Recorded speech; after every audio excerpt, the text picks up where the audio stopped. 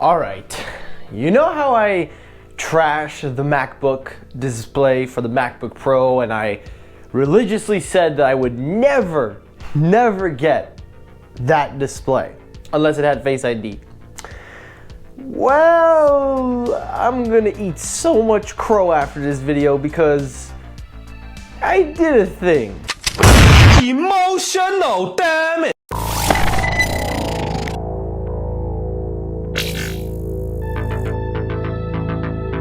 Alrighty, fanboys and fangirls, we got some updates on the iPhone 14 lineup, and this is a very confusing report, but it's coming from one of the most reliable sources out there in the world, Ming-Chi Kuo, and we'll talk about this report, which could shape the product of the iPhone 14 lineup.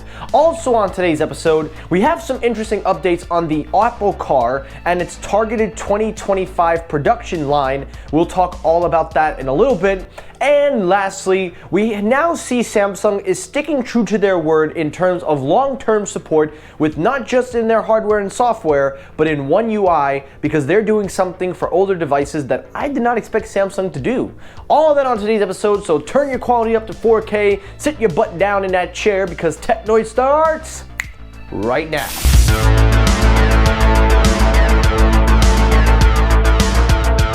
Now, quickly before the video starts, if you guys don't notice, I am currently going through a little mini workout for the next few days. It's been 3 weeks almost. This week will be the third week. I am currently going through the Batman workout routine that Ben Affleck did. Comment down below if you notice any changes by the end of the month. Let me know what you think. But anyway, enough of that said. Story number one, the main story, let's talk about the iPhone 14. Now, as you know, the iPhone 14 Pro and Pro Max are the most highly anticipated iPhones that we have been talking about for a while, not only on this channel but everywhere. But there's a new report going around that might just change the whole game, not for the pros but for the regular phones, and I think I have a good idea as to why that might happen.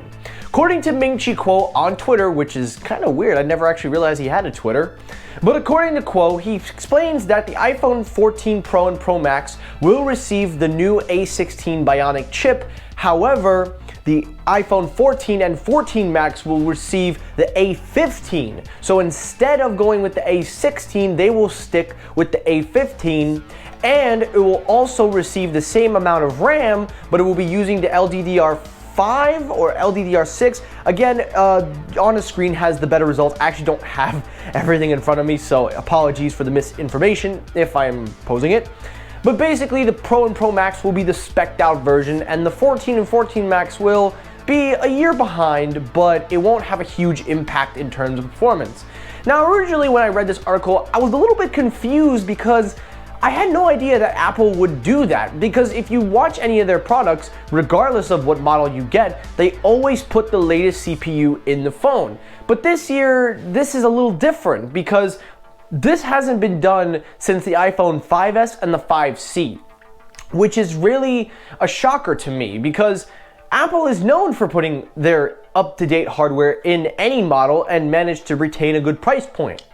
But the reason that we're seeing this, and the most realistic idea, if I had to take a guess, is the chip shortage going on, because it has had a huge impact not only on Apple's SoC production line, but it's also had a huge impact on the tech world, as you know. And we're not even through the recovery phase, because there are so many manufacturers suffering with this shortage that it may take another year or two before we finally get up to production. Now, with that said though, I do think that it is a good idea for the 14 and 14 Max because generally speaking, people don't care about the chip inside of the phone anyway. And I'm pretty sure that if you were to take the iPhone 14 Pro and Pro Max, you'll probably know it'll have the latest and greatest, but you'll also think that for the 14 and 14 Max, unless you really know everything about the CPU.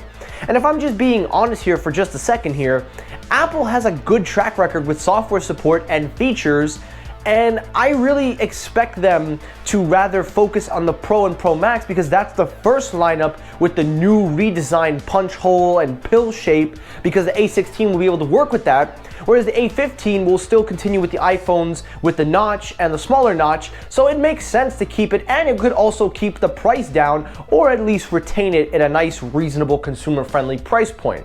Because I have a strong feeling that the Pro and Pro Max are going to get an increase in $100. That's just my personal opinion.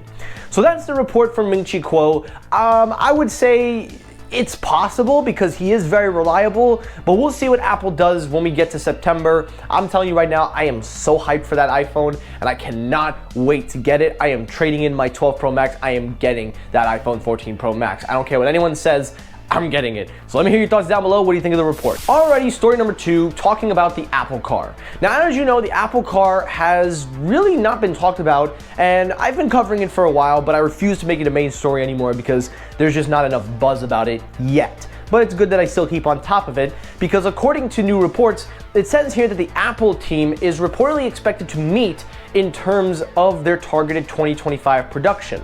Basically, the team that is involved in the development, research, marketing, promotion, everything, they are going to start meeting this year and will start working out the phase of prototypes and start working on research and development. And basically, they want to do this in time for the 2025 production deadline, which is their target start for when they want to start manufacturing and have these cars ready by 2027 or 2026.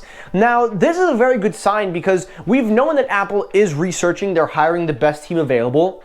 And if we know anything about Apple's technology in terms of a smart car, if you look at CarPlay and you look at the Siri integration with your iPhone, this is exactly what this car is going to be. It's going to be it's going to be an iPhone on wheels. But basically, it will also be an accumulation of new hybrid technology with LiDAR sensors because, as we know, Tesla's moved away from LiDAR, so Apple will probably implement LiDAR scanners. And then, of course, they're going to integrate it heavily with the ecosystem. So taking everything that we know and putting it into this one report, I think it's safe to say that Apple is smart in trying to start this now rather than maybe next year or the year after. So I'm all on board for that, and I think everybody is as well. So let me hear your thoughts down below about the Apple Car. Alrighty, the last story, the final story of the day. Let's talk about the Samsung One UI. Now, as you know, I haven't talked much about Android, and I feel so terrible. But recently I've seen a huge spike in shorts and also on TikTok. If you don't follow me on TikTok, follow me at Technoid1. And I have been booming with Apple content, but I promise I will get back to Android. I promise you guys. So starting today, we're going back to Android. So looking at Samsung, as you know, Samsung has made a huge promise to not only their consumers, but to their software support. They have said that they will be supporting not only older phones, but will give it newer features to keep it up to date with their newest, latest, and greatest. And that is exactly what we're seeing because now we're seeing in the One UI 4.1, Samsung is bringing over several high-end features found on the S22 and S22 Ultra, and we'll be bringing them over to models like the S21 and even the S20 Ultra. Now, this is a great sign because it shows that Samsung is keeping their word. It shows that they're listening to their consumers, but most of all, it shows they're the only one taking an initiative to continue this software support and extend past the 4 or 5 year deadline. And I also like the fact that they got their older models and are basically the only ones that I can remember in a long time from Android that are giving them premium features right out of the gate. So this is great on every level. I don't even think I need to go on anymore, but I just have to say this one thing to Samsung. You just like continuing with your progress in the software, do not forget to keep a distinguish between the Ultra and the regular models, because remember, the last time you started giving everything everybody, you basically made the Note obsolete. So try to keep some exclusivity with the Ultra features on software and past. That's all I can say. And that's it for today's episode of Technoid. Now guys, I really hope you enjoyed this episode. If you did, hit the like button. If you disliked the video, you can hit the dislike button. That helps circulate my videos as well. As always, everyone, thank you so much for watching. I will see you all on the next episode. Have a great rest of your day, guys. Take care, stay safe, have a good day, and peace.